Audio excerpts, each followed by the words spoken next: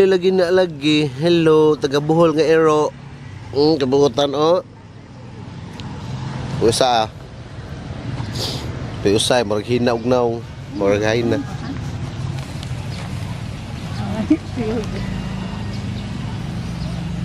Claren Municipal. Buok. Malugay pagdisal, lamig-init pa. Tagdus lang ang buhok. 20 ka buok. Malugay pagdisal, lamig-init pa. Tagdus lang ang Ilawan na to ang kuan guys, Sienjay, Balunggay, Hat Pandesal diri sa lamig-init pa. Tagdus lang ang buhok. Malugay pagdisal, lamig-init pa. Tagdus lang ang buhok. Malugay pagdisal, lamig-init pa. Tagdus lang ang buhok. Unya guys, kinakapalit na matagpan, mag-drive ta nga magkung kaun. Unya ato na lapong hisgutan ang history sa Clarin, Bohol. Hibaw ba mo guys, ni adtong January, primerong semana sa January 1919 na ay Executive Order number 3 gikan sa opisina sa Gobernador General sa Pilipinas nga ilahang maoy pagkatawo sa munisipyo sa Clarin sa probinsya sa Bohol. Ug hibaw ba mo kinsay nagpirma niini? Mao ang acting Gobernador General sa Pilipinas. Walay lain guys, si Charles E. Yeater. Kinsa masad ni si Charles E. Yeater. Usa ni siya guys kariner nga gikan sa Sidalia, Missouri. Unya nahimo ni siyang kuan guys, acting Gobernador General sa Pilipinas niadtong March 5, 1921 hangtod sa October 14, 1921. Unya nahimo pud ni siyang Vice Governor General sa Pilipinas niadtong June 29, 1917 hangtod sa January 5,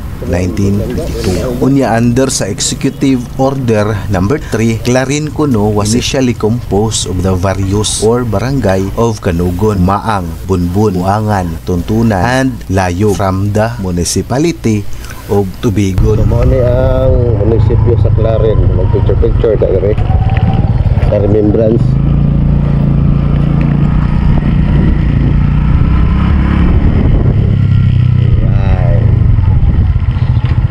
So, motor sa tubangan.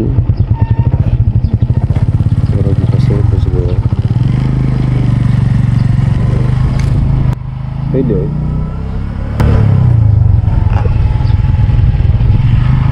Gusto ba magdawabot ko ng Clarin Bohol eh? Dala ko bayan ng Clarin.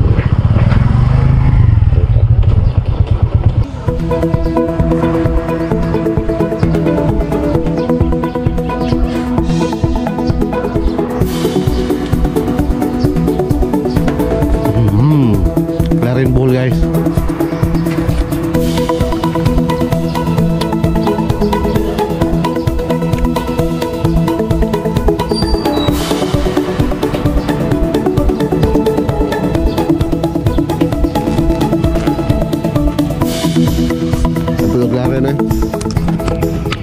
Nya, kabalo ba mo guys ang munisipyo sa Clarin kay pangalan na siya guys.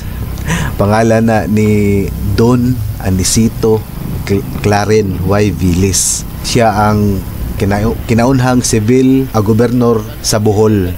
Time sa papapi, nganong nabot man na si Charles sa Pilipinas. Paano magunay siya guys sa panahon nadtong 1901 guys hantod sa 1935 kana si Charles A.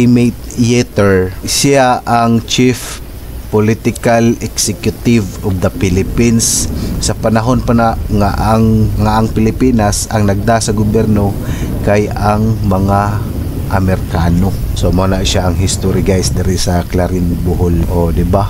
Akan na rin Clarin kay kuam din na plidom din na sa ni Don Clarin. So mo na to guys ang ato ang history nga ato ang i-flashback sa atong mga laag para aware punta ba nga sa atong gilagan nga maodi ay unya guys kung ganahan mo ginaani nga mga content guys laglaag unya mga history ayaw pagduduho guys i-follow na ko ninyo para sa uban pang mga rides o laag sa tibuok Pilipinas. Thank you for watching and bye bye tutut.